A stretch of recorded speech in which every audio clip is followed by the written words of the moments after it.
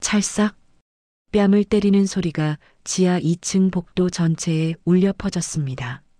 늙은이가 버릇이 없어. 청소부 주제에 건방지기까지 하고 명품 가방을 든 중년 여자가 미화원 조끼를 입은 시어머니에게 고개를 쳐들며 말했습니다.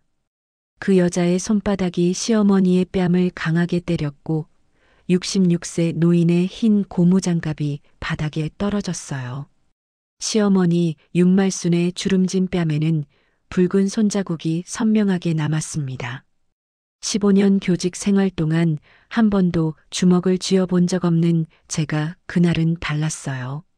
저는 시어머니께 드릴 용돈 봉투를 들고 서 있었습니다. 지하 2층 주차장으로 내려가는 계단 중간쯤 시어머니가 청소를 마치시는 시간에 맞춰 깜짝 방문하려던 참이었죠. 목요일 저녁 7시 우리 가족의 작은 루틴. 그런데 복도 끝에서 들려온 소리가 저를 멈춰 세웠습니다. 물이 튀었잖아요. 이 할망구야. 내 구두가 얼마짜린 줄 알아? 여자의 목소리는 날카로웠어요. 진주 귀걸이가 흔들릴 때마다 형광등 불빛이 반사되어 차갑게 빛났습니다. 저는 그 여자를 알았어요. 1층 상가에 입점한 피부가 원장, 도지아. 이 아파트 입주민들 사이에서 터치하면 안 되는 사람으로 소문난 인물이었죠. 죄송합니다. 제가 걸레를 잘못. 시어머니의 목소리는 떨리고 있었어요. 허리를 90도로 숙인 채 바닥에 떨어진 장갑을 주우려 손을 뻗으셨습니다. 하지만 도지아가 그 장갑을 발로 걷어찼어요. 흰 고무 장갑이 복도 저편으로 미끄러져 갔습니다. 할망구가 사과는 할 줄 알래? 근데 그게 사과야? 눈을 똑바로 보고 해, 눈을. 도지아가 시어머니의 턱을 손가락으로 들어 올렸습니다. 시어머니의 눈에는 눈물이 그득했어요. 하지만 참고 계셨죠. 평생을 참아오신 것처럼. 저는 봉투를 바닥에 내려놓았습니다. 천천히 그들에게 걸어갔어요. 제 발소리를 듣고 도지아가 고개를 돌렸습니다. 짜증 섞인 표정으로 저를 훑어보더니 비웃음을 지었어요. 뭐야, 또 누구야? 여기 청소 구경하러 온 거야? 저는 대답하지 않았습니다. 그저 시어머니와 도지아 사이에 섰죠. 시어머니가 놀란 목소리로 제 이름을 부르셨어요. 세리나. 어머니, 괜찮으세요? 제 목소리는 평소보다 낮았습니다. 도지아가 코웃음을 쳤어요. 아, 딸이야? 엄마 청소 도우러 온 거야? 그럼 이 물기 좀 닦고 가. 내 구두에 물 튄 거 책임져야지. 저는 시어머니의 뺨을 바라봤습니다. 붉은 손자국. 거기엔 한 사람의 66년 인생이 새겨져 있었어요. 산부인과 간호조무사로 일하시며 수없이 많은 생명을 도우셨던 손. 남편을 먼저 보내시고도 꿋꿋이 자식들을 키워내신 손. 그 손으로 지금 이 아파트 복도를 닦고 계신 분. 제 남편의 어머니이자 제가 엄마라 부르기로 선택한 분. 그날 저는 딸이 되기로 했습니다. 주먹을 쥐었어요. 15년 교직 생활 동안 단 한 번도 쥐어본 적 없던 하지만 20대 초반 유도 매트 위에서는 너무나 익숙했던 그 감각. 엄지를 안으로 말아넣고 내 손가락으로 감싸주는 정확한 자세. 전국체전 금메달리스트의 주먹. 지금 뭐 하는 거야? 도지아가 비웃으며 물었습니다. 하지만 그 눈빛에는 당황함이 어려 있었어요. 신고하겠습니다. 뭐? 신고? 폭행죄, 모욕죄, 그리고 직장 내 괴롭힘. 근로기준법 위반이에요. 지금 당장 관리사무소에 가겠습니다. 도지아의 얼굴이 일그러졌어요. 하지만 곧 다시 웃음을 지었습니다. 여유로운, 아니 오만한 웃음이었죠. 하고 싶으면 해봐. CCTV, 여기 고장났어. 오늘 아침부터 증거도 없는데 뭘 어떻게 한다고? 저는 시어머니의 손을 잡았습니다. 차갑고 떨리는 손. 하지만 놓지 않았어요. 증거는 제가 찾겠습니다. 그리고 어머니, 이제 참지 마세요. 복도 끝에서 바람이 불어왔습니다. 환기구를 타고 들어오는 바닷바람. 2025년 봄, 부산 남구의 오래된 아파트 단지. 그 바람이 떨어진 봉투를 스쳤어요. 용돈 봉투 안에는 20만 원과 짧은 편지가 들어 있었습니다. 어머니, 항상 감사합니다. 오늘도 수고 많으셨어요. 마이너스 세리놀림. 하지만 그날 봉투보다 중요한 것을 전하기로 했습니다. 목요일은 제게 특별한 요일이었어요. 오전 8시 20분 중학교 3학년 2반 출석 체크. 오후 4시 방과 후 독서 동아리 지도. 그리고 저녁 7시 시어머니를 만나러 가는 시간. 이 루틴은 6개월 전 시어머니가 이 아파트 미화원으로 일하기 시작하시면서 생긴 습관이었습니다. 여보, 오늘도 가? 남편 상우가 물었어요. 배달 일을 마치고 돌아온 그는 현관에서 신발을 벗으며 제게 미안한 표정을 지었습니다. 미안함. 그 표정이 요즘 남편의 얼굴에 너무 자주 떠올랐어요. 응. 어머니 퇴근 시간 맞춰서 잠깐 다녀올게. 엄마가 괜찮다고 하셨잖아. 우리가 너무 신경 쓰는 거 부담스러워 하시는 것 같은데. 저는 남편의 말을 끊지 않았습니다. 대신 부엌 식탁 위에 놓인 봉투를 들어보였어요. 그래도 이건 드려야지. 우리가 드릴 수 있는 게 이것밖에 없잖아. 남편이 입술을 깨물었습니다. 그의 눈빛에는 무력감이 어려 있었어요. 40대 가장. 하루 12시간 배달 일을 해도 월세와 생활비를 감당하기 빠듯한 현실. 어머니를 모시고 싶어도 우리 집 작은 방 한 칸이 전부인 상황. 미안해. 내가 더 잘했어야 하는데. 여보, 그런 말 하지 마. 우리 열심히 하고 있잖아. 저는 남편의 어깨를 토닥였어요. 그리고 봉투를 가방에 넣었습니다. 봉투 안에는 이번 달 비상금으로 아껴둔 20만 원이 들어 있었죠. 그리고 노트 한 장을 찢어 쓴 짧은 편지. 현관을 나서며 거울을 봤습니다. 39세의 중학교 교사. 단정한 차림, 묶은 머리, 연한 화장. 평범한 일상. 하지만 그 일상 속에는 늘 작은 걱정들이 숨어 있었어요. 시어머니는 괜찮으실까? 일이 너무 힘드시진 않을까? 혹시 누가 함부로 대하진 않을까? 아파트까지는 버스로 15분 거리였습니다.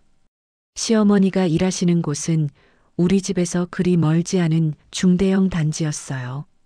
27층짜리 아파트 3동과 1층 상가, 지하 주차장이 연결된 복합구조. 비교적 최근에 리모델링을 해서 깔끔해 보였지만 곳곳에 오래된 흔적이 남아 있었습니다. 저녁 7시 정각, 저는 정문을 지나 관리사무소 쪽으로 향했어요. 시어머니는 보통 이 시간에 지하 주차장 청소를 마치시고 1층 로비로 올라오셨습니다. 오늘도 그러실 거라 생각했죠. 하지만 로비의 시어머니는 보이지 않으셨어요. 어머니? 저는 휴대폰을 꺼내 전화를 걸었습니다. 신호음이 길게 울렸어요. 한참 후 통화 연결음이 들렸습니다. 세리나, 나야. 어머니, 어디 계세요? 로비에 안 보이셔서요. 아, 미안해. 아직 지하 2층 주차장에 있어. 오늘 청소할 때가 좀 많아서. 조금만 기다려줄래? 제가 내려갈게요.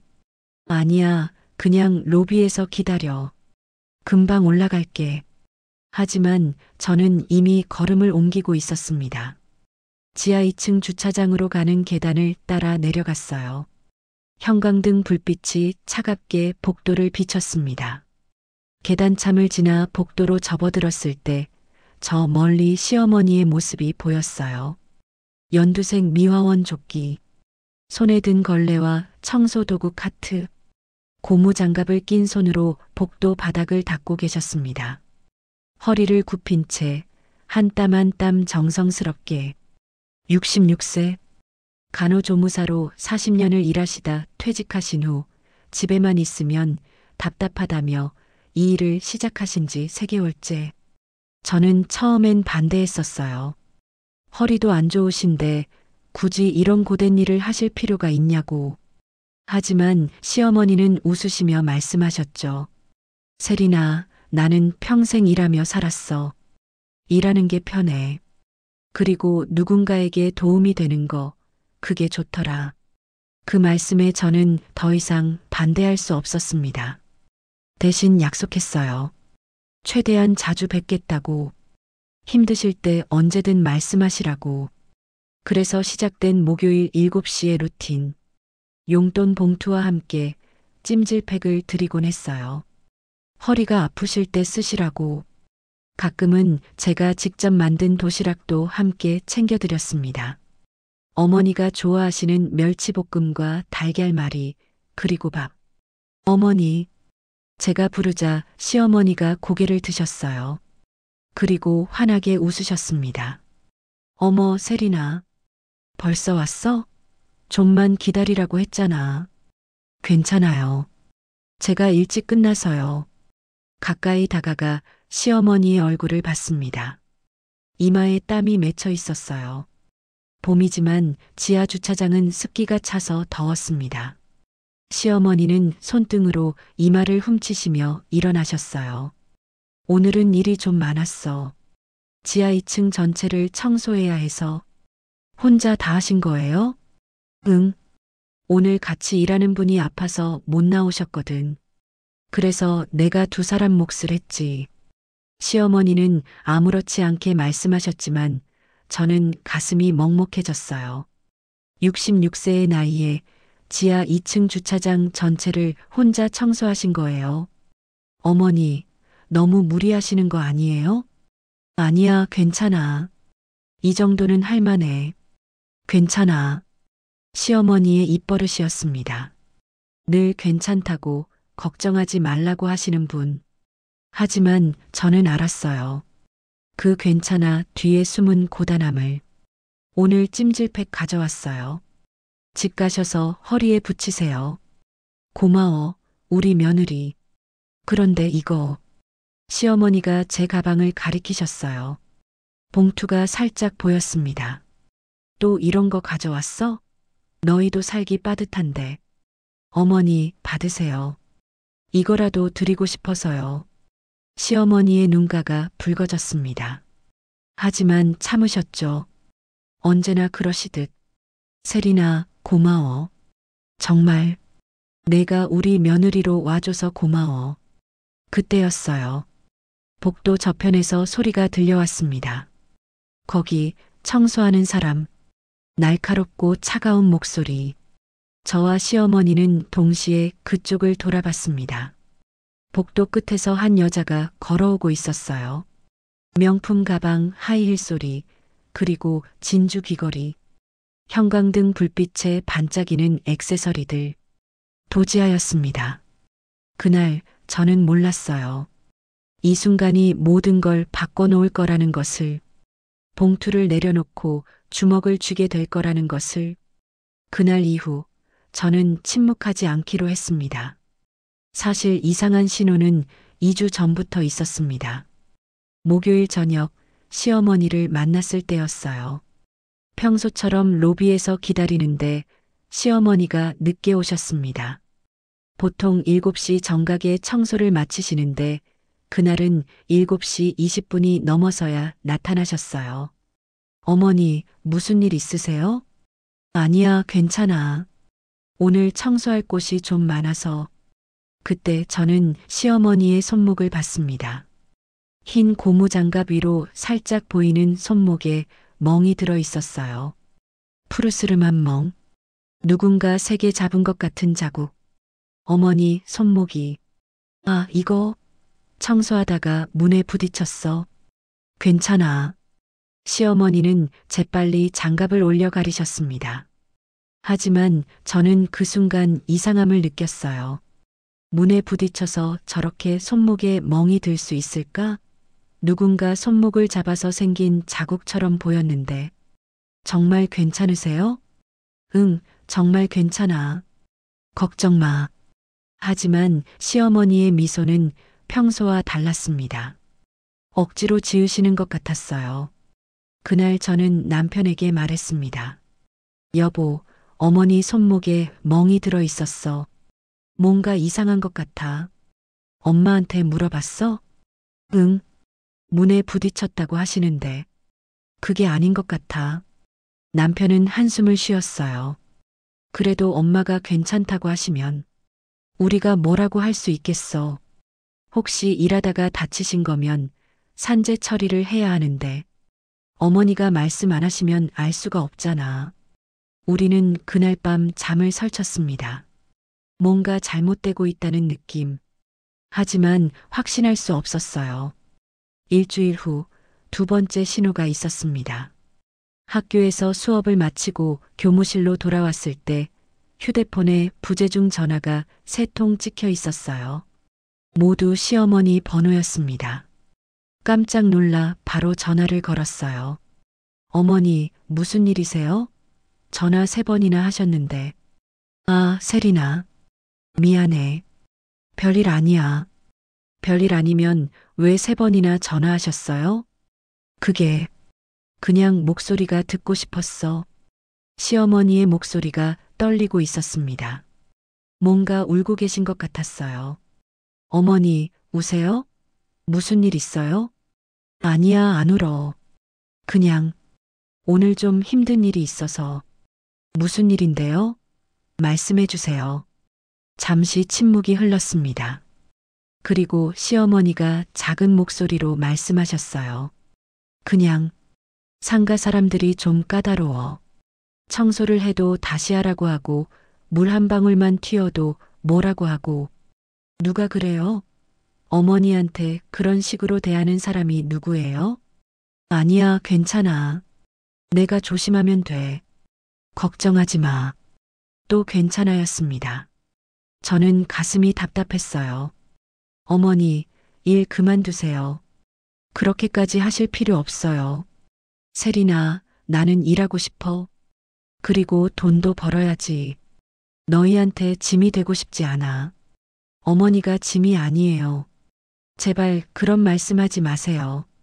알았어. 미안해, 세리나. 괜찮을 거야. 내가 잘할게. 전화를 끊고 나서 저는 한참을 멍하니 앉아 있었습니다.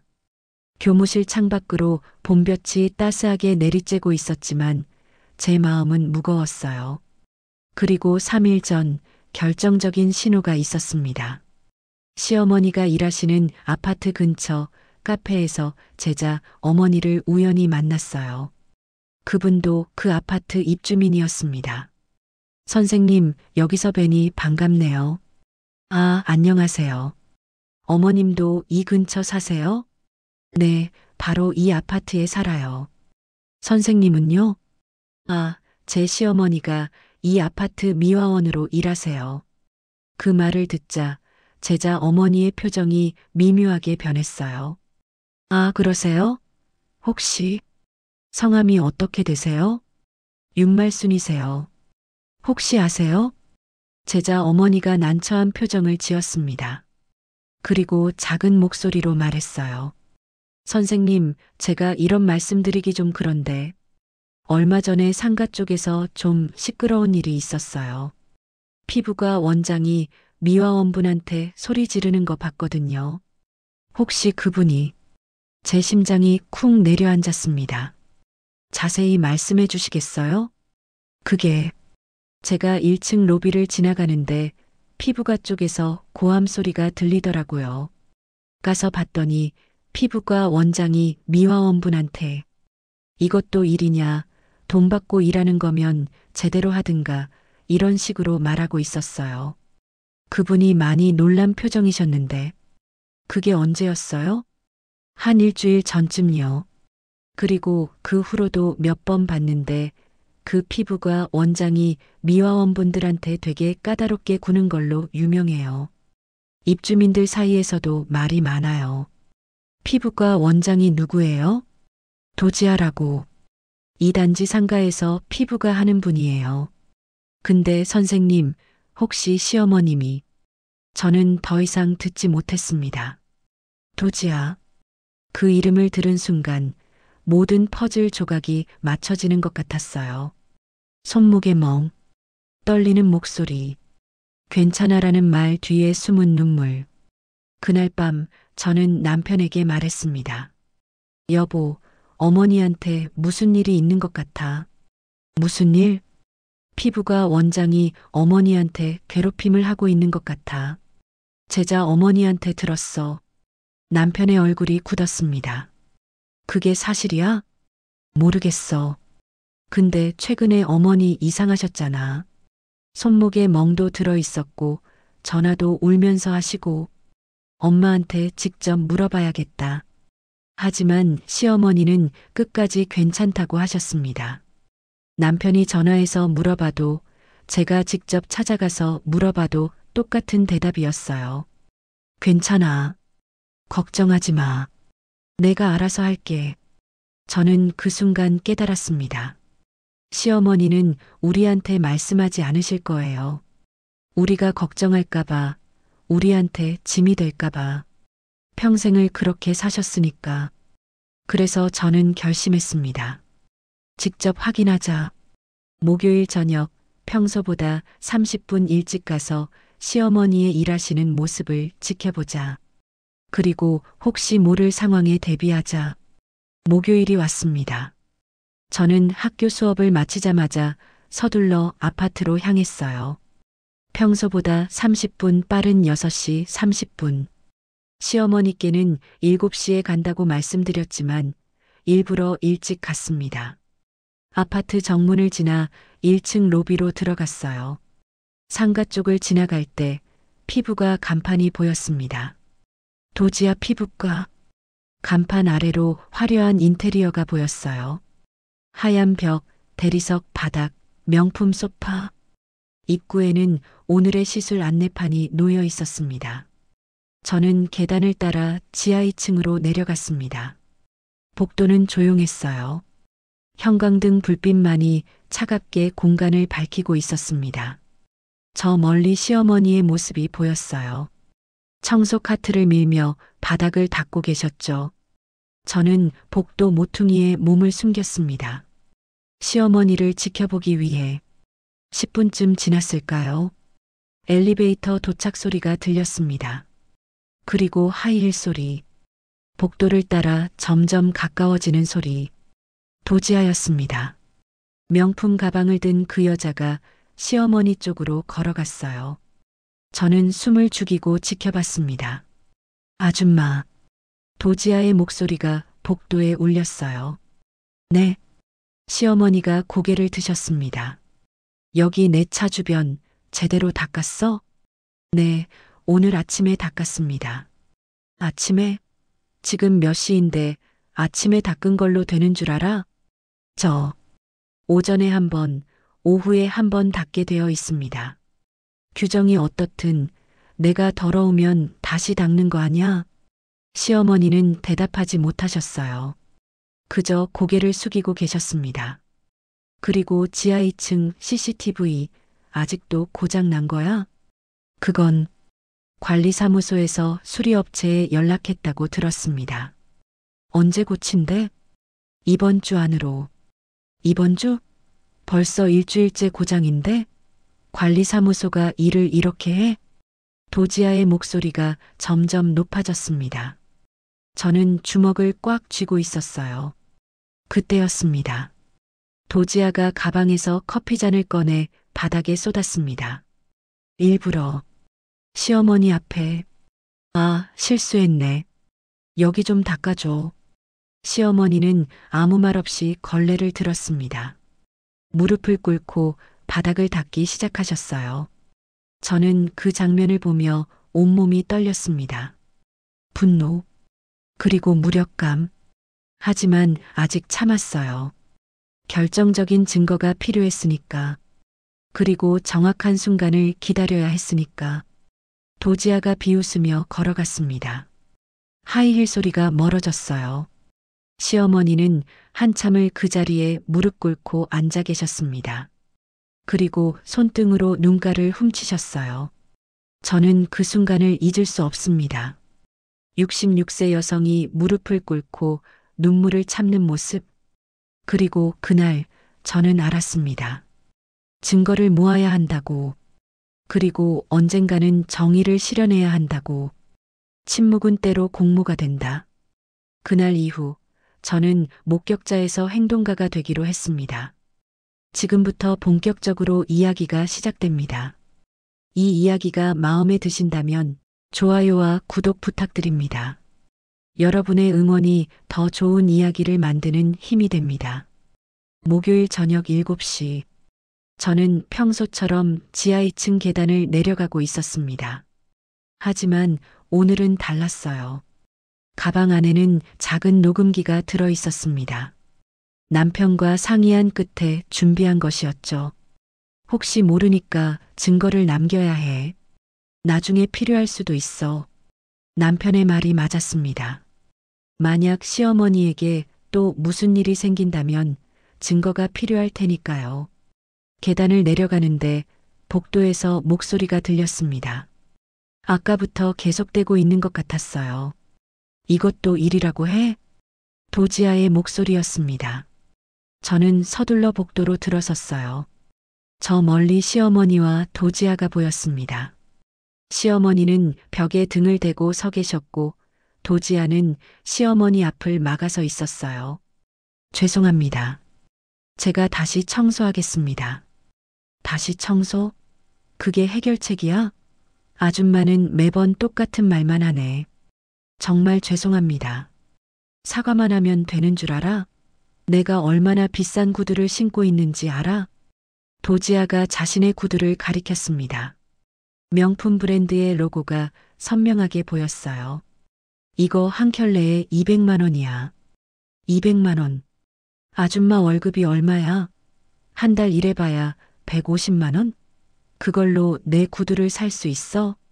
시어머니는 아무 말도 하지 못하셨습니다. 그저 고개를 숙이고 계셨어요. 저는 가방에서 휴대폰을 꺼냈습니다. 녹음 앱을 실행시켰어요. 그리고 천천히 그들에게 다가갔습니다. 그리고 CCTV는 언제 고쳐? 내가 벌써 몇 번을 말했어? 관리사무소에서 이번 주 안으로. 이번 주 안으로? 그게 대답이야? 나는 지금 당장이라고. 도지아의 목소리가 점점 커졌습니다. 복도 전체에 울려 퍼질 정도로. CCTV가 고장나면 내 차를 누가 지켜? 이 동네가 얼마나 위험한데. 그것도 모르고 일하는 거야? 죄송합니다. 제가 관리사무소에 다시 말씀드리겠습니다. 말씀드리겠습니다. 그딴 말 듣고 싶은 거 아니야. 그 순간 도지아가 시어머니의 어깨를 밀었습니다. 세게. 시어머니가 비틀거리셨어요. 벽에 등이 부딪히는 소리가 났습니다. 저는 더 이상 참을 수 없었습니다. 어머니. 제 목소리가 복도에 울려 퍼졌어요. 도지아와 시어머니가 동시에 저를 돌아봤습니다. 세리나. 시어머니의 얼굴이 창백해졌어요. 놀라움과 당황스러움이 뒤섞인 표정이었습니다. 뭐야, 누구야? 도지아가 짜증스럽게 물었습니다. 저는 시어머니에게 다가가 어깨를 붙잡았어요. 괜찮으신지 확인하려고. 어머니, 괜찮으세요? 응, 괜찮아. 뭐야, 딸이야? 엄마 보러 온 거야? 도지아가 비웃으며 말했습니다. 저는 도지아를 똑바로 쳐다봤어요. 방금 어머니를 밀었죠? 밀었다고? 나는 그냥 살짝 건드린 거야. 이 할망구가 너무 가까이 서 있어서. 어머니를 할망구라고 부르지 마세요.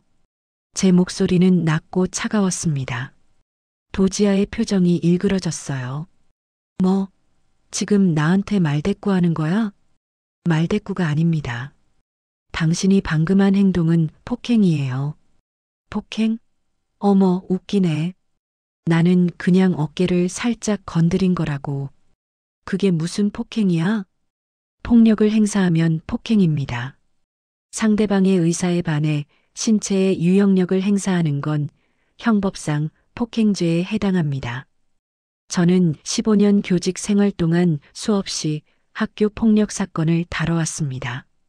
학생들을 보호하기 위해 법률 용어들을 공부했고 정확한 대응 방법을 익혔어요. 그리고 지금 그 지식이 필요한 순간이었습니다. 도지아가 코웃음을 쳤어요. 형법? 어머, 법 공부 좀 했나 봐? 그래서 뭐? 신고할 거야? 증거라도 있어? 녹음했습니다. 저는 휴대폰을 들어 보였어요. 녹음 중인 화면이 선명하게 보였습니다. 도지아의 얼굴이 순간 굳었습니다. 하지만 곧 다시 웃음을 지었어요. 녹음? 그래서 그게 증거가 돼? 나는 아무것도 안 했어. 그냥 이야기하다가 살짝 건드린 거라고. 당신의 말과 행동 모두 녹음되어 있습니다. 그리고 어머니 어깨에 있는 멍도 증거가 됩니다. 시어머니가 제 손을 잡았어요. 세린아, 그만해. 괜찮아. 하지만 저는 시어머니의 손을 더 세게 잡았습니다. 어머니, 괜찮지 않아요. 더 이상 참으시면 안 돼요. 도지아가 가방을 집어들었습니다. 어휴, 정신병자네. 알았어, 알았어. 나 바빠서 갈게. 그리고 아줌마 다음부터 제대로 청소해. 알았지? 그리고 저를 향해 말했어요. 그리고 너 괜히 설치지 마. 여기가 어디라고. 내가 이 아파트에서 얼마나 높은 임대료 내는지 알아? 도지아가 돌아서서 걸어가려는 순간이었습니다. 찰싹 소리가 복도 전체에 울려 퍼졌어요. 도지아가 시어머니의 뺨을 때린 거였습니다. 버릇없이 딸이랑 짜고 나한테 덤비네. 시어머니의 얼굴이 옆으로 돌아갔어요. 뺨에는 붉은 손자국이 선명하게 남았습니다. 시어머니의 흰 고무장갑이 바닥에 떨어졌어요. 저는 그 순간을 똑똑히 기억합니다. 붉은 손자국, 떨어진 흰 고무장갑, 시어머니의 떨리는 눈빛, 그리고 제 안에서 무너지는 무언가. 저는 가방을 바닥에 내려놓았습니다. 천천히. 그리고 주먹을 쥐었어요. 엄지를 안으로 말아넣고 내 손가락으로 감싸쥐는 정확한 자세. 20대 초반 유도 매트 위에서 수없이 연습했던 그 자세. 전국체전 금메달리스트의 주먹. 지금 뭐 하는 거야? 도지아가 비웃으며 물었습니다. 하지만 그 눈빛에는 미세한 두려움이 어려 있었어요. 저는 한 걸음 다가갔습니다. 경고합니다. 지금 당장 사과하세요. 사과? 내가 왜? 어머니께 사과하세요. 지금 당장. 어휴, 웃기네. 나는 안 가. 도지아가 저를 밀치려 했습니다. 하지만 저는 그 손을 잡았어요. 정확하게. 유도에서 배운 손목 잡기. 도지아가 놀라며 비명을 질렀습니다. 뭐야? 나. 경고했습니다. 당신은 지금 폭행죄, 모욕죄, 그리고 직장 내 괴롭힘 금지법 위반을 저질렀어요. 그리고 저는 도지아의 손목을 비틀어 제압했습니다. 유도 기술 중 고대가의 시. 상대방의 손목을 잡아 제압하는 기술. 도지아가 무릎을 꿇었어요. 아파. 나. 이거 폭행이야. 이건 정당방위입니다. 당신이 먼저 어머니를 때렸고 저를 밀쳤어요. 저는 당신의 추가 폭력을 막기 위해 최소한의 힘으로 제압하고 있습니다. 제 목소리는 떨리지 않았습니다. 15년 교직 생활 동안 수없이 연습한 단호함. 학생들 앞에서, 학부모들 앞에서, 그리고 학교 폭력 가해자들 앞에서 사용했던 그 목소리. 그리고 이 모든 과정은 녹음되고 있습니다. 당신의 폭언, 폭행, 그리고 지금 이 순간까지 시어머니가 떨리는 목소리로 말씀하셨어요. 세린아, 그만해. 제발. 저는 시어머니를 돌아봤습니다. 시어머니의 눈에는 눈물이 가득했어요. 하지만 그 눈물은 두려움 때문이 아니었습니다. 고마움과 미안함이 뒤섞인 눈물이었죠. 저는 도지아의 손목을 놓았습니다. 도지아가 주저앉으며 손목을 문질렀어요. 미쳤어. 진짜 미쳤어. 너 나 고소할 거야. 하세요. 그 대신 저도 당신을 고소하겠습니다. 폭행죄, 모욕죄, 직장 내 괴롭힘. 그리고 이 모든 증거는 제 휴대폰에 있습니다. 도지아가 일어서며 소리쳤어요. 증거? 그게 증거가 될 것 같아? CCTV도 없는데? 여기는 내 말이 통하는 곳이야. CCTV가 없어도 녹음은 있습니다. 그리고 어머니의 뺨에 있는 손자국도 증거예요. 곧 관리사무소에 가겠습니다. 저는 시어머니의 손을 잡았습니다. 어머니 가요. 이제 참지 마세요. 시어머니는 떨리는 손으로 제 손을 잡으셨어요. 그리고 고개를 끄덕이셨습니다. 우리는 복도를 걸어 나왔습니다. 뒤에서 도지아의 고함 소리가 들렸어요. 너희 끝났어. 내가 가만 안 둬. 하지만 저는 돌아보지 않았습니다. 그날 저는 더 이상 침묵하지 않기로 했습니다. 한계선이 있다. 그 선을 넘는 순간 참았던 모든 것이 행동으로 바뀐다. 관리사무소 문을 열었을 때 안에는 두 사람이 있었습니다. 한 명은 경비원 복장을 한 50대 남성이었고 다른 한 명은 정장을 입은 70대 노신사였어요. 노신사는 책상에 앉아 서류를 검토하고 계셨습니다. 실례합니다. 제 목소리에 두 사람이 고개를 들었어요. 경비원이 먼저 입을 열었습니다. 어서 오세요. 무슨 일이세요? 저는 시어머니와 함께 안으로 들어갔습니다. 시어머니의 뺨에는 여전히 붉은 손자국이 남아 있었어요. 신고하러 왔습니다. 저희 어머니가 상가 세입자에게 폭행을 당했습니다. 노신사가 자리에서 일어났어요. 그리고 시어머니를 보더니 놀란 표정을 지었습니다. 말순 씨, 무슨 일이세요? 대표님, 죄송합니다. 제가 죄송할 일이 아니에요, 어머니. 저는 시어머니의 말을 가로막았습니다. 그리고 노신사를 바라봤어요. 입주자 대표님이신가요? 네, 저는 이정만입니다. 그런데 폭행이라니 무슨 일인지 자세히 말씀해 주시겠습니까? 저는 오늘 있었던 일을 차근차근 설명했습니다. 도지아의 폭언, 어깨를 민 행위, 그리고 마지막에 시어머니의 뺨을 때린 것까지. 이정만 대표는 심각한 표정으로 들었어요. 그게 사실입니까? 도지아 씨가? 네. 그리고 증거도 있습니다. 저는 휴대폰을 꺼내 녹음 파일을 재생했습니다. 도지아의 목소리가 사무소에 울려 퍼졌어요. 이것도 일이라고 해? 아줌마 월급이 얼마야? 한 달 일해봐야 150만 원? 버릇없이 딸이랑 짜고 나한테 덤비네. 그리고 뺨을 때리는 소리. 찰싹. 경비원이 한숨을 쉬었습니다. 이건 명백한 폭행이네요. 이정만 대표가 시어머니에게 다가갔어요. 말순 씨, 괜찮으십니까? 병원에 가보셔야겠어요. 아니에요, 괜찮습니다. 대표님, 괜찮지 않습니다. 제가 말을 끊었습니다. 어머니는 지난 2주 동안 계속 괴롭힘을 당하셨어요. 손목에 멍도 들었고 커피를 일부러 쏟아서 청소하게 만들기도 했습니다. 이건 단순한 일회성 폭행이 아니에요. 지속적인 직장 내 괴롭힘입니다. 이정만 대표의 표정이 더욱 굳어졌어요. 직장 내 괴롭힘. 네. 근로기준법 제76조 2에 명시된 직장 내 괴롭힘 금지 조항 위반입니다. 사용자 또는 근로자가 직장에서의 지위나 관계 등의 우위를 이용하여 업무상 적정 범위를 넘어 다른 근로자에게 신체적 정신적 고통을 주는 행위는 금지되어 있습니다. 경비원이 고개를 끄덕였어요. 맞습니다. 그리고 우리 아파트 관리 규약에도 관련 조항이 있습니다. 관리 규약이요? 네. 제15조 3항입니다.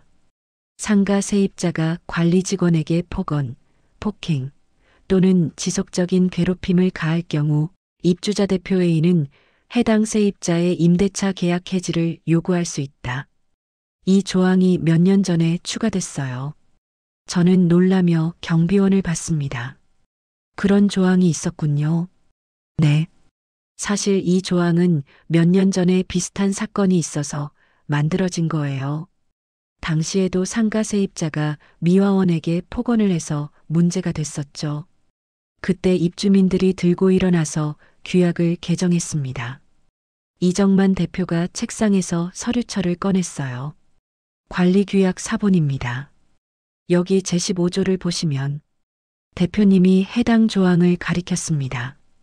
정말로 명시되어 있었어요. 상가 세입자의 관리 직원 괴롭힘 시 계약 해지 조항. 하지만 시어머니가 조심스럽게 말씀하셨어요. 저 때문에 그분이 계약 해지를 당하면 너무 큰일 아닌가요? 어머니, 저는 시어머니의 손을 잡았습니다. 어머니는 아무 잘못도 안 하셨어요. 잘못은 저 사람이 한 거예요. 그리고 이건 어머니 개인의 문제가 아닙니다. 이 아파트에서 일하는 모든 직원의 안전과 존엄에 관한 문제예요. 경비원이 고개를 끄덕였습니다. 맞습니다. 사실 도지아 씨는 전부터 말이 많았어요.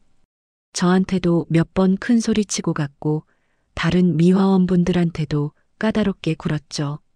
근데 이번처럼 직접 때린 건 처음입니다. 그럼 다른 피해자도 있다는 말씀인가요? 네. 정확히는 잠재적 피해자들이죠. 도지아 씨가 워낙 까다로운 성격이라 다들 조심하면서 일해요. 이정만 대표가 의자에 앉으며 말했습니다. 이 문제는 신중하게 처리해야 합니다. 우선 경찰에 신고하시고 병원에 가서 진단서를 받으세요. 그리고 저는 임시 입주자 대표회의를 소집하겠습니다. 입주자 대표회의요? 네. 이 문제를 공식적으로 다뤄야 합니다. 관리규약 제15조를 적용할지 도지아 씨에게 어떤 조치를 취할지 결정해야 해요. 경비원이 덧붙였습니다. 그리고 CCTV 문제도 있습니다. CCTV요? 네. 지하 2층 복도 CCTV가 일주일째 고장인 상태예요. 수리업체에 연락했는데 부품이 없다고 늦어지고 있다고 하더라고요. 근데 경비원이 잠시 망설이다가 말했습니다. 사실 좀 이상한 게 CCTV가 고장난 날이 정확히 도지아 씨가 처음으로 말순 씨한테 고함을 친 날이에요. 우연이 아닐 수도 있다는 말씀이신가요? 확실하진 않지만 의심스럽긴 해요. CCTV 점검 요청도 도지아 씨가 먼저 했거든요. 보안이 걱정된다면서 저는 휴대폰 메모장을 열었습니다. 혹시 그 점검 요청 기록이 남아 있나요? 네, 관리사무소 업무일지에 있습니다. 경비원이 컴퓨터를 켜서 파일을 보여줬어요. 정말로 도지아의 CCTV 점검 요청이 기록되어 있었습니다. 날짜는 2주 전. 이것도 증거가 될 수 있겠네요. 이정만 대표가 고개를 끄덕였습니다. 증거는 충분합니다. 이제 절차대로 진행하면 됩니다. 우선 경찰 신고부터 하시죠. 우리는 관리사무소에서 1일 2에 신고했습니다. 경찰이 출동하기까지 약 20분이 걸렸어요. 그 사이 이정만 대표는 계속 시어머니를 챙겼습니다. 말순 씨, 물 좀 드세요. 많이 놀라셨죠? 아니에요, 대표님. 괜찮습니다. 괜찮지 않습니다. 이런 일이 있어서는 안 되는 거예요. 이정만 대표의 목소리에는 진심 어린 걱정이 담겨 있었어요. 시어머니를 대하는 태도가 남달랐습니다. 단순히 직원을 대하는 것 이상의 무언가가 있었죠. 경찰이 도착했습니다. 2명의 경찰관이 사무소로 들어왔어요. 신고하신 분이 누구세요? 제가 신고했습니다. 저는 경찰관에게 상황을 설명했습니다. 그리고 녹음 파일과 시어머니의 뺨에 남은 손자국을 보여줬어요. 경찰관이 고개를 끄덕였습니다. 일단 피해자분은 병원에 가서 진단서를 받으셔야 합니다. 그리고 가해자는 어디 있습니까? 아마 1층 피부과에 있을 겁니다. 알겠습니다. 저희가 가서 이야기를 들어보겠습니다. 경찰관들이 사무소를 나갔어요. 저는 시어머니와 함께 병원으로 가기 위해 일어섰습니다. 말순 씨, 이정만 대표가 시어머니를 불렀어요. 네, 대표님. 이번 일 제대로 처리하겠습니다. 말순 씨는 아무 걱정하지 마세요. 대표님, 감사합니다. 이정만 대표의 눈빛이 흔들렸습니다. 뭔가 말하고 싶은 것 같았지만 참으시는 것 같았어요. 우리는 병원으로 향했습니다. 가는 길에 시어머니가 작은 목소리로 말씀하셨어요. 세린아, 고마워. 어머니, 당연한 일을 한 거예요. 아니야. 나는 평생 참고 살았어. 그게 편하다고 생각했거든. 근데 오늘 내가 나를 지켜줬어. 시어머니의 목소리가 떨렸습니다. 이제 알았어. 참는 게 능사가 아니라는 걸. 그리고 누군가 나를 지켜주는 사람이 있다는 게 얼마나 든든한지. 저는 시어머니의 손을 꼭 잡았습니다. 어머니, 저는 어머니의 딸이에요. 딸은 엄마를 지키는 거예요. 그날 밤 우리는 병원에서 진단서를 받았습니다. 안면부 타박상, 전치일주, 그리고 경찰서에 정식으로 고소장을 제출했어요. 증거는 충분했습니다. 녹음 파일, 진단서, 목격자 진술 저와 경비원, 관리사무소 업무일지. 이제 시작이었습니다.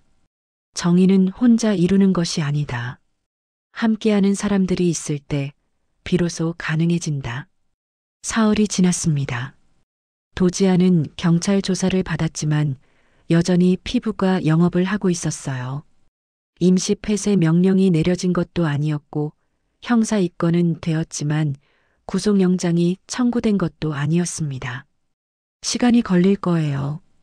담당 경찰관이 말했습니다. 폭행죄로 입건은 되었지만 초범이고 상해 정도가 경미해서 구속까지는 어려울 수 있어요. 대신 약식 기소나 벌금형이 나올 가능성이 높습니다. 그게 끝인가요? 아니요. 민사상 손해배상도 청구할 수 있고 직장 내 괴롭힘 관련해서는 노동청에도 신고할 수 있습니다. 그리고 경찰관이 잠시 뜸을 들이더니 말했어요. 입주자 대표에 의해서 내리는 결정도 중요할 겁니다. 관리규약상 계약 해지 조항이 있다면 그게 오히려 더 강력한 조치가 될 수 있어요. 입주자 대표회의. 이정만 대표는 이번 주 토요일에 임시회의를 소집한다고 했습니다. 그때까지 저는 시어머니를 집에서 쉬게 했어요. 관리사무소에는 병가를 냈습니다. 어머니, 다 나으실 때까지 쉬세요. 괜찮아, 세린아. 일 나가야지. 안 돼요. 아직 뺨에 멍도 남아있고 정신적 충격도 크셨잖아요. 시어머니는 결국 제 말을 따르셨습니다. 우리 집 작은 방에서 쉬시면서 남편이 챙겨드리는 식사를 드시며 지내셨어요. 그런데 목요일 저녁 예상치 못한 일이 벌어졌습니다. 시어머니가 일하시던 아파트로 전화가 왔어요. 경비원이었습니다. 선생님, 지금 큰일 났어요. 무슨 일이세요? 도지아 씨가 지금 로비에서 난리를 치고 있어요. 말순 씨를 내놓으라고 소리 지르고 있습니다. 제 심장이 쿵 내려앉았어요. 지금 가겠습니다. 저는 서둘러 아파트로 향했습니다. 버스를 타고 15분. 도착했을 때 로비는 이미 소란스러웠어요. 도지아가 관리사무소 앞에서 소리를 지르고 있었습니다. 그 할망구 어디 있어? 나와. 주변에 몇몇 입주민들이 모여 있었어요. 다들 불안한 표정으로 지켜보고 있었습니다. 도지아 씨, 진정하세요. 경비원이 말렸지만 도지아는 듣지 않았어요. 진정해? 내가 왜 진정해야 해? 나는 피해자야. 저 할망구 딸한테 폭행당했다고. 도지아 씨, 경찰 조사에서 이미 해명하셨잖아요. 선생님은 정당방위였고, 정당방위? 말도 안 돼. 나는 고소할 거야. 당장 그 할망구랑 딸년 나와. 제가 로비로 들어섰을 때 도지아가 저를 발견했습니다. 너, 내가 나를 고소했지? 도지아가 저를 향해 걸어왔어요. 저는 차분하게 그 자리에 섰습니다. 고소한 건 저희 어머니입니다. 그리고 정식 절차를 밟은 거예요. 정식 절차? 웃기지 마. 너희가 나를 함정에 빠뜨린 거잖아. 함정이 아닙니다. 당신이 어머니를 때렸고 그게 폭행죄에 해당하는 거예요. 나는 살짝 건드린 거라고. 그리고 너는 내 손목을 비틀어서 다치게 만들었어. 도지아가 소매를 걷어 올렸습니다. 손목에 작은 멍이 들어 있었어요. 이것 봐. 이게 증거야. 그건 제가 당신의 추가 폭력을 막기 위해 최소한의 힘으로 제압한 결과입니다. 정당방위예요. 정당방위? 말이 되는 소리를 해. 너는 나를 공격한 거야. 도지아의 목소리가 점점 커졌습니다. 주변 입주민들이 웅성거렸어요. 저 사람이 도지아 씨 아니야? 맞아. 피부가 하는 사람. 근데 무슨 일이래? 미화원분한테 폭행했다던데. 입주민들의 속삭임이 들렸습니다. 도지아의 얼굴이 붉어졌어요. 뭘 봐. 다들 뭘 봐. 그때 이정만 대표가 로비로 내려왔습니다. 도지아 씨, 진정하세요. 대표님, 저 사람들이 나를 모함하고 있어요. 나는 아무것도 안 했다고요. 도지아 씨, 지금 이렇게 하시는 게 도움이 안 됩니다. 토요일에 입주자 대표회의가 있으니 거기서 이야기하시죠. 입주자 대표회의? 뭐하러? 나는 잘못한 게 없어요. 도지아 씨는 관리 직원에게 폭행을 가했습니다. 이는 관리규약 제15조 위반이에요. 관리규약? 그게 뭔데요? 상가 세입자가 관리 직원에게 폭행, 괴롭힘을 가할 경우 임대차 계약을 해지할 수 있다는 조항입니다. 도지아의 얼굴이 하얗게 변했어요. 계약, 해지? 네. 토요일 회의에서 논의할 예정입니다. 말도 안 돼. 나는 여기서 3년째 영업하고 있다고요. 임대료도 꼬박꼬박 내고 있고 임대료와는 별개의 문제입니다. 관리규약 위반은 계약 해지 사유가 됩니다. 도지아가 저를 노려봤습니다. 다 너 때문이야. 내가 나를 이렇게 만들었어. 제가 아닙니다. 당신 스스로 그렇게 만든 거예요. 도지아가 저를 향해 달려들었습니다.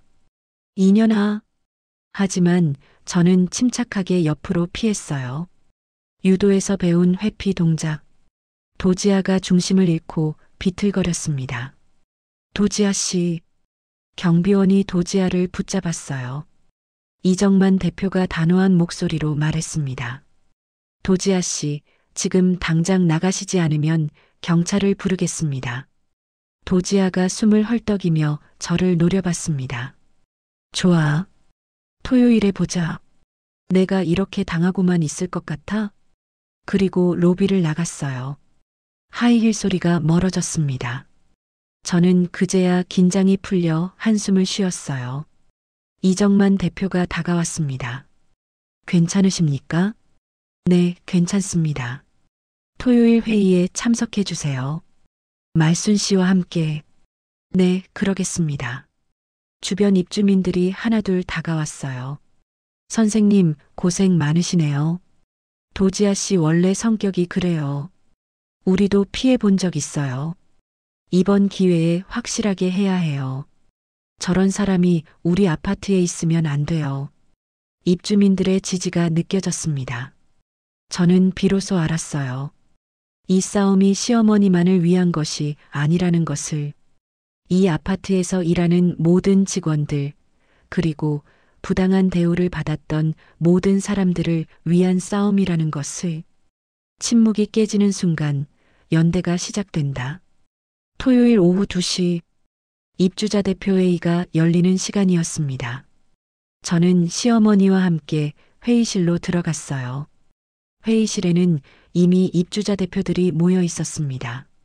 총 5명. 이정만 대표를 포함해 각 동을 대표하는 분들이었죠. 도지아도 와 있었습니다. 변호사를 대동하고 있었어요. 시작하겠습니다. 이정만 대표가 회의를 시작했습니다. 오늘 임시 입주자 대표회의를 소집한 이유는 상가, 세입자 도지아 씨의 관리규약 위반건을 논의하기 위함입니다. 도지아의 변호사가 손을 들었어요. 대표님, 먼저 말씀드리겠습니다. 저희 의뢰인은 혐의를 부인하고 있습니다. 경미한 신체 접촉이 있었을 뿐 폭행의 고의는 없었습니다. 변호사님, 증거가 있습니다. 녹음 파일과 진단서, 그리고 목격자 진술이 있어요. 제가 말했습니다. 변호사가 저를 쳐다봤어요. 녹음 파일은 편집되었을 가능성이 있고 진단서상상의 정도도 경미합니다. 그리고 목격자는 피해자의 가족이므로 신빙성이 떨어집니다. 편집되지 않았습니다. 원본 파일 그대로입니다. 그리고 경비원도 목격자예요. 경비원이 고개를 끄덕였습니다. 맞습니다. 저도 도지아 씨가 말순 씨에게 고함을 지르는 걸 여러 번 봤습니다. 도지아가 비웃었어요. 고함? 나는 그냥 일을 제대로 하라고 말한 거야. 그게 폭언이야? 도지아 씨, 당신은 어머니를 할망구라고 불렀고 월급을 운운하며 모욕했습니다. 이는 명백한 모욕죄에 해당합니다. 제가 말했습니다. 도지아의 변호사가 서류를 꺼냈어요. 저희는 오히려 이쪽에서 폭행을 당했습니다. 의뢰인의 손목에 멍이 들었고 이는 선생님의 과잉 대응 때문입니다. 정당방위였습니다.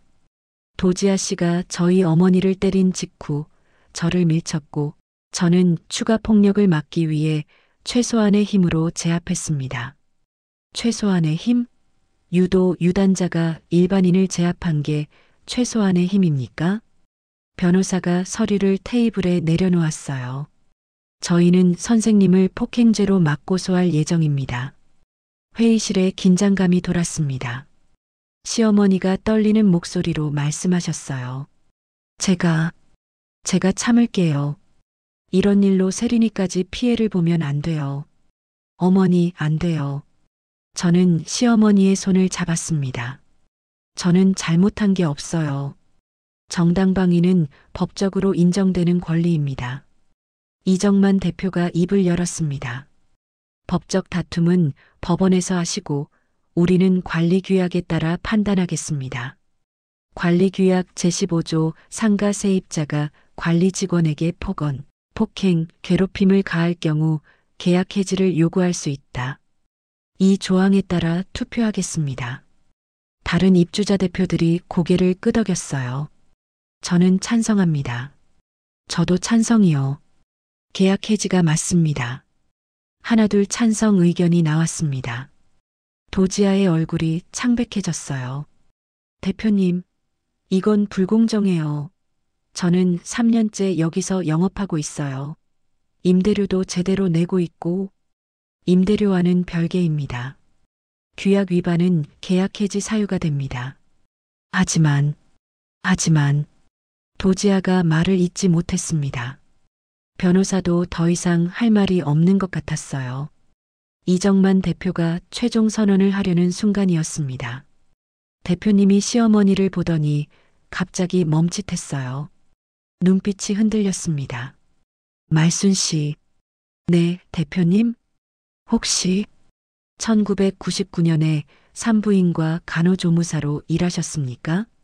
갑작스러운 질문에 시어머니가 놀라셨어요. 네. 그런데 어떻게? 이정만 대표의 눈에 눈물이 고였습니다. 1999년 여름, 폭우가 쏟아지던 날, 정전이 되어서 병원이 암흑천지였던 날, 혹시 기억하십니까? 시어머니의 얼굴이 굳어졌어요. 그날, 응급분만이 있었죠. 맞습니다. 그날, 제 아내가 아이를 낳았습니다. 회의실이 조용해졌습니다. 모두가 이정만 대표를 바라봤어요. 폭우와 정전 속에서 의사도 없고 제대로 된 의료 장비도 없는 상황에서 말순 씨가 제 아내와 아이를 살려주셨습니다. 이정만 대표의 목소리가 떨렸습니다. 촛불 하나 켜놓고 손전등 하나에 의지해서 산모와 아기를 모두 살려내셨어요. 의사가 올 때까지 2시간 동안 혼자서 시어머니의 눈에도 눈물이 고였어요. 기억합니다. 그날 정말 무서웠죠. 하지만 포기할 수 없었어요. 2생명이 제 손에 달려 있었으니까요. 제 아내는 과다출혈로 위험했습니다. 아기도 탯줄이 목에 감겨서 말순 씨가 아니었으면 둘 다 죽었을 겁니다. 이정만 대표가 자리에서 일어났습니다. 그리고 시어머니 앞으로 걸어갔어요. 26년 동안 찾고 있었습니다. 그날의 은인을 대표님이 시어머니 앞에서 깊게 고개를 숙였습니다. 감사합니다. 제 아내와 딸의 생명을 살려주셔서 정말 감사합니다. 시어머니가 손을 내저었어요. 아니에요, 대표님. 저는 그냥 제 일을 한 것뿐이에요. 아닙니다. 말순 씨가 없었다면 저는 지금 이 자리에 없었을 겁니다. 제 딸은 지금 26살입니다. 대학을 졸업하고 사회복지사로 일하고 있어요. 모두 말순 씨 덕분입니다. 이정만 대표의 눈물이 떨어졌습니다. 그런 은인이 제가 관리하는 아파트에서 이런 부당한 대우를 받았다니 제가 너무 무능했습니다. 대표님, 아니에요. 아닙니다. 저는 말순 씨를 보호하지 못했어요. 더 일찍 알았어야 했는데, 더 빨리 조치를 취했어야 했는데, 회의실의 다른 대표들도 감동한 표정이었어요. 도지아조차 말을 잇지 못하고 있었습니다. 이정만 대표가 도지아를 돌아봤습니다. 도지아 씨, 네. 당신은 생명의 은인을 때렸습니다. 제 생명, 제 아내의 생명, 제 딸의 생명을 구한 분을. 대표님의 목소리는 차가웠습니다. 저는 개인적으로 당신을 용서할 수 없습니다. 하지만 입주자 대표로서 규약에 따라 공정하게 처리하겠습니다. 대표님이 다른 대표들을 돌아봤어요. 투표하겠습니다. 도지아 씨의 임대차 계약 해지에 찬성하시는 분? 5손이 모두 올라갔습니다. 만장일치였어요. 관리규약 제15조에 따라 도지아 씨의 임대차 계약을 해지합니다. 30일 이내에 상가를 비워주시기 바랍니다. 도지아가 주저앉았습니다. 안 돼. 이럴 수 없어. 하지만 아무도 그녀의 말을 듣지 않았습니다. 회의는 끝났고 정의는 실현되었습니다. 회의실을 나오면서 이정만 대표가 시어머니에게 말했습니다. 말순 씨, 제게 기회를 주시겠습니까? 기회요? 26년 전의 빚을 갚을 기회 말입니다. 앞으로 말순 씨가 이 아파트에서 일하시는 동안 제가 지켜드리겠습니다. 누구도 함부로 대하지 못하도록. 시어머니가 고개를 저으셨어요. 대표님, 그러실 필요 없어요. 저는 그냥, 아닙니다. 그리고 한 가지 더. 이정만 대표가 서류 하나를 꺼냈습니다. 말순 씨를 미화 팀장으로 승진시키겠습니다. 급여도 인상되고 업무도 현장 관리 중심으로 바뀝니다. 허리에도 무리가 덜 가실 거예요. 팀장이요? 저는 경력도 얼마 안 되는데. 말순 씨는 충분한 자격이 있습니다. 40년 간호조무사 경력, 그리고 3개월간 성실하게 일하신 것. 무엇보다 이정만 대표가 미소 지었습니다. 생명을 구할 줄 아는 분입니다. 그런 분이 사람들을 관리하시면 더 따뜻한 일터가 될 거예요. 시어머니의 눈에 다시 눈물이 고였습니다.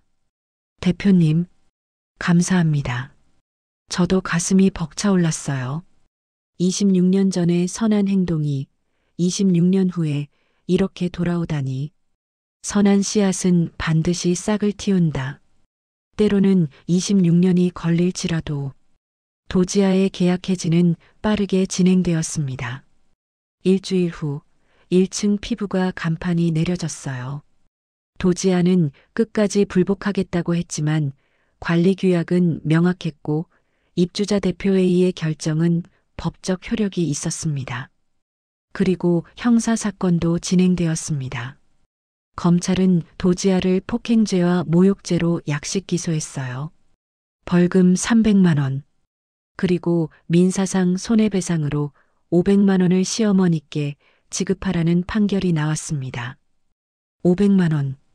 시어머니는 통장을 보며 믿을 수 없다는 표정을 지으셨어요. 이렇게 큰 돈을 제가 받아도 되는 건가요? 당연합니다, 어머니. 어머니가 받으신 정신적 피해에 대한 보상이에요. 하지만, 어머니, 이건 시작이에요. 어머니 덕분에 이 아파트 관리 규약이 더 강화될 거예요. 실제로 그랬습니다. 이번 사건 이후 이정만 대표는 관리 규약 개정안을 제출했어요. 제15조 관리 직원 보호. 상가 세입자 및 입주민은 관리 직원을 존중하며 폭언 폭행 괴롭힘을 금지한다. 위반 시 1차 경고, 2차 계약 해지 또는 과태료 부과. 피해 직원에게는 유급휴가 및 심리 상담 제공. 관리사무소는 매분기 직원 인권 교육 실시. 개정안은 전체 입주민 투표에서 87%의 찬성으로 통과되었습니다. 한편 노동청 조사도 진행되었어요. 직장 내 괴롭힘 신고를 받은 노동청은 아파트 관리사무소에 대한 조사를 실시했습니다. 다행히 관리사무소 자체에는 문제가 없었어요. 오히려 도지아가 상가 세입자 신분으로 관리 직원을 괴롭힌 특수한 케이스였죠. 담당 조사관이 말했습니다. 이번 사례는 중요한 선례가 될 것 같습니다. 보통 직장 내 괴롭힘은 직장 내부에서 발생하는데 이 경우는 외부인이 직원을 괴롭힌 케이스거든요. 그럼 어떻게 되나요? 관리사무소에 권고사항을 내릴 겁니다. 외부인의 직원 괴롭힘에 대한 대응 매뉴얼을 만들고 직원 보호 시스템을 강화하라고요. 그 결과 아파트 관리사무소는 다음과 같은 시스템을 도입했습니다. 모든 공용구역에 CCTV 재설치 및 정기 점검. 직원 한라인 개설 괴롭힘 신고 전용. 월 1회 직원 간담회 고충 상담. 상가 세입자 계약서에 직원 존중 조항 추가. 이게 다 어머니 덕분이에요. 제가 말하자 시어머니는 고개를 저으셨습니다. 아니야. 세린이 덕분이지. 내가 나를 지켜줬으니까. 우리가 함께 이뤄낸 거예요, 어머니. 그리고 도지아는 어떻게 되었을까요? 피부과를 정리한 도지아는 다른 구역으로 이사했다고 들었습니다. 하지만 형사 기록이 남아있고 인터넷의 사건 기사가 검색되면서 평판에 큰 타격을 입었어요. 어느 날 경비원이 말했습니다. 도지아 씨가 새로운 곳에서 피부과를 열려고 했는데 건물주가 거절했대요. 이번 사건 때문에. 그렇군요. 사람들이 다 알더라고요. 직원 폭행한 사람이라고. 요즘 세상에는 숨길 수가 없어요. 저는 복잡한 심정이었습니다. 도지아의 몰락을 기뻐할 수는 없었어요. 하지만 그녀가 자신의 행동에 대한 대가를 치르는 것은 당연한 일이었습니다. 자업자득이에요. 시어머니가 조용히 말씀하셨습니다. 하지만 어머니, 혹시 도지아 씨가 불쌍하다고 생각하세요? 불쌍하진 않아. 다만, 저 사람이 변했으면 좋겠어. 다시는 다른 사람을 그렇게 대하지 않도록. 시어머니의 따뜻한 마음씨에 저는 다시 한번 감동했습니다. 사건이 마무리되고 한 달 후 작은 기사가 지역신문에 실렸습니다. 아파트 미화원 폭행 사건, 관리 규약 개정으로 이어져 직원 인권 보호, 이제는 필수. 기사에는 시어머니의 인터뷰가 실렸어요. 저는 평생 참고 살았습니다. 그게 편하다고 생각했어요. 하지만 이번 일로 깨달았습니다. 참는 것이 미덕이 아니라 때로는 말하고 행동하는 것이 진짜 용기라는 것을요. 그리고 저를 지켜준 딸과 함께 싸워준 모든 분들께 감사드립니다. 그 기사를 보며 남편 상우가 말했습니다. 여보, 자랑스러워. 뭐가? 우리 와이프? 그리고 우리 엄마. 남편의 눈에도 눈물이 맺혔어요. 그는 이번 일을 겪으며 많이 변했습니다. 예전에는 무력감에 사로잡혀 있었지만 이제는 달랐어요. 나도 배달하면서 가끔 부당한 대우를 받아 고객들이 반말하고 짜증내고 근데 항상 참았어. 손님이니까 내가 을이니까라고 생각하면서 여보, 근데 이번에 깨달았어. 참는 게 능사가 아니라는 걸. 나도 존중받을 자격이 있다는 걸. 남편이 제 손을 잡았습니다. 고마워, 여보. 내가 우리 엄마를 지켜줘서, 그리고 나한테도 용기를 줘서 저는 남편을 안아주었어요. 우리 함께 이뤄낸 거야. 가족이잖아. 그날 저녁 우리는 시어머니 승진 축하 자리를 마련했습니다. 작은 식당에서 삼겹살을 구워 먹으며 소주를 나눴어요. 시어머니는 평소와 달리 환하게 웃으셨습니다. 세리나, 상우야. 너희 덕분에 내가 이렇게 됐어. 어머니 혼자 힘으로 이루신 거예요. 아니야. 너희가 없었으면 나는 끝까지 참았을 거야. 그리고 아마 결국 일을 그만뒀겠지. 시어머니가 소주잔을 들었습니다. 이제는 안 참을 거야. 누가 나한테 부당하게 대하면 말할 거야. 그게 나 자신을 지키는 거니까. 우리는 잔을 부딪혔습니다. 어머니, 건강하세요. 우리 가족 모두 행복하자. 그날 밤 집으로 돌아오는 길에 시어머니가 말씀하셨어요. 세리나, 내가 진짜 내 딸 같아. 어머니, 저도 어머니가 진짜 엄마 같아요. 고마워. 그날 내가 봉투를 내려놓고 주먹을 쥐었을 때 나는 처음으로 느꼈어. 아, 나를 지켜주는 사람이 있구나라고. 저는 시어머니의 손을 꼭 잡았습니다. 어머니, 저는 항상 어머니 편이에요. 나도 알아. 그리고 나도. 이제는 나 자신의 편이 될 거야. 법은 약자를 보호하고 계약은 질서를 지킨다. 그리고 그 모든 것의 중심에는 존엄이 있다. 2개월 후, 목요일 저녁 7시, 저는 여전히 아파트를 찾았습니다. 하지만 이제는 걱정이 아니라 설렘으로 발걸음을 옮겼어요. 시어머니는 더 이상 지하 2층 복도를 닦지 않으셨습니다. 대신 관리사무소 안에 마련된 팀장실에서 일하셨죠.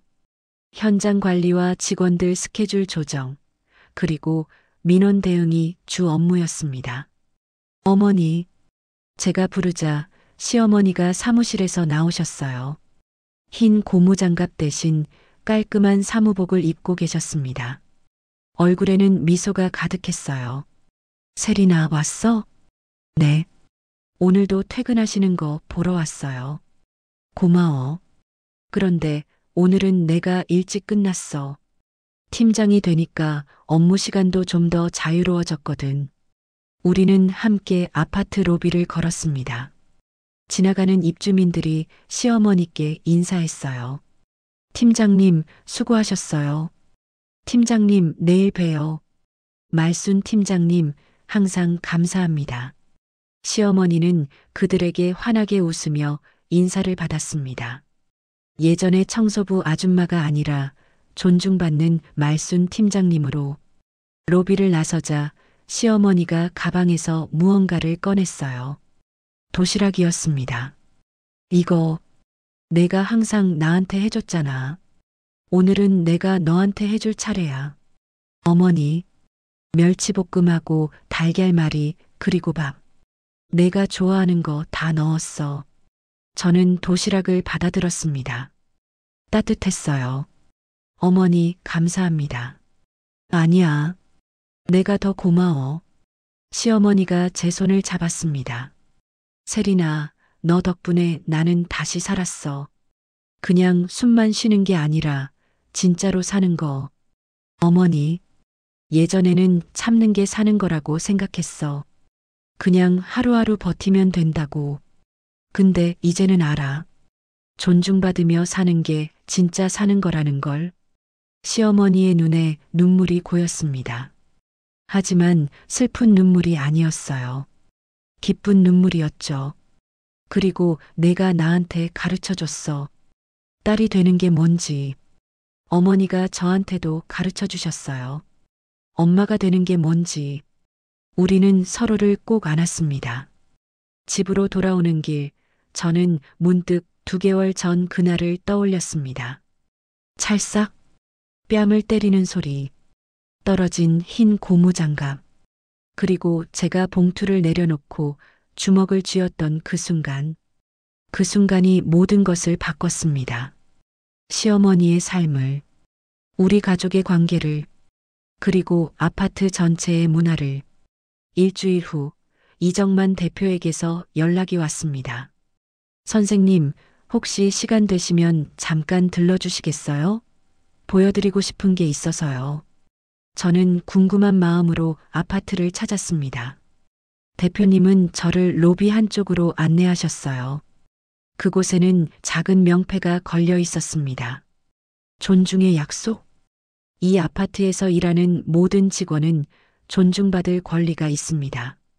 입주민과 세입자 여러분의 따뜻한 말 한마디가 더 나은 공동체를 만듭니다. 2025년 봄 윤말순 팀장과 함께하는 우리 모두의 약속. 저는 명패를 보며 가슴이 벅차올랐습니다. 대표님, 말순 팀장님의 용기 덕분입니다.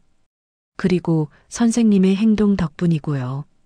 이정만 대표가 미소 지었습니다. 이제 이 아파트는 다릅니다. 모든 사람이 존중받는 곳. 그게 우리의 목표예요. 그날 저녁 목요일 7시, 저는 시어머니와 함께 관리사무소 앞에 서 있었습니다. 시어머니는 퇴근 준비를 하시며 가방을 챙기고 계셨어요. 어머니, 오늘 저녁 뭐 드실래요? 글쎄, 집에서 간단히 먹을까? 아니요. 오늘은 제가 사드릴게요. 어머니 좋아하시는 갈비집 가요. 에이, 괜찮아. 그런데 가면 비싸잖아. 어머니, 이제 어머니도 팀장님이시잖아요. 팀장님 월급 받으시는데 왜 못 가세요? 시어머니가 웃으셨습니다. 그래, 그러네. 나도 이제 팀장이지.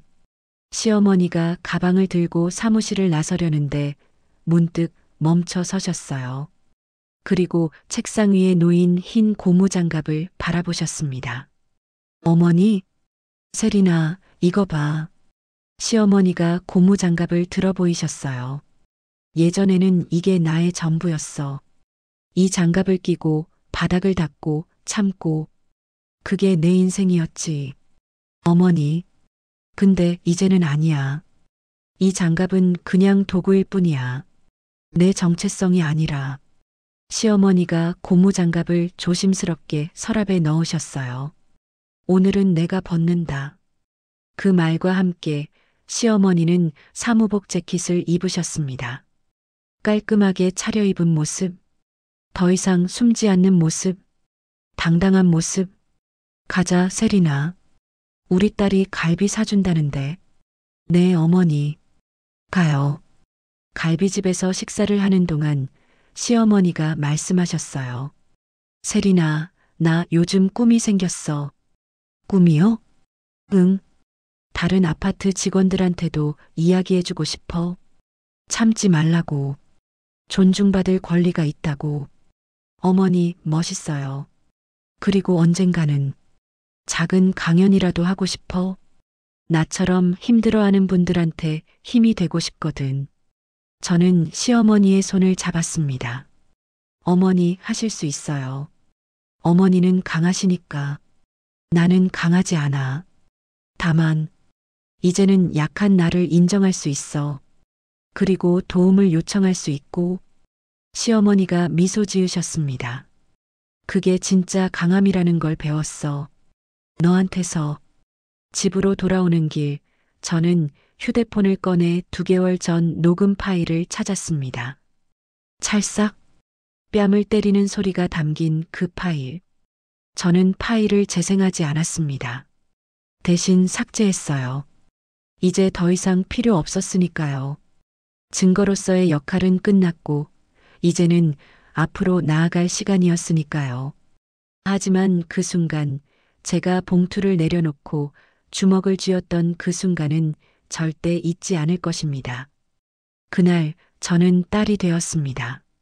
그리고 그날 이후 저는 침묵하지 않기로 했습니다. 6개월 후 시어머니는 여전히 아파트 미화팀장으로 일하고 계십니다. 그리고 월 1회 지역 노동센터에서 노년 노동자 권리 보호 강연을 하고 계세요. 도지아는 다른 도시로 이사했다고 들었습니다. 그곳에서 작은 피부과를 다시 열었다고 하네요. 변했는지는 모르겠지만 적어도 다시는 직원을 함부로 대하지 않기를 바랍니다. 이정만 대표는 시어머니를 여전히 은인처럼 대하십니다. 그리고 그 딸 26살 사회복지사는 시어머니를 만나 인사를 드렸다고 해요. 제 생명의 은인이라며. 그리고 저는 여전히 중학교 국어교사입니다. 목요일 저녁 7시마다 시어머니를 만나러 가고요. 다만 이제는 걱정이 아니라 기쁨으로 갑니다. 봉투 대신 도시락을 주고받으며 주먹 대신 미소를 나누며 오늘도 목요일 저녁 7시 시어머니가 퇴근하시는 모습을 보러 갑니다. 아파트 로비에서 시어머니가 저를 보고 환하게 웃으십니다. 세린아, 어머니, 우리는 서로를 안아줍니다. 그리고 시어머니가 말씀하십니다. 오늘은 내가 도시락 쌌어. 우리 딸 좋아하는 거. 어머니, 제가 해드려야죠. 아니야. 오늘은 내가 벗는다.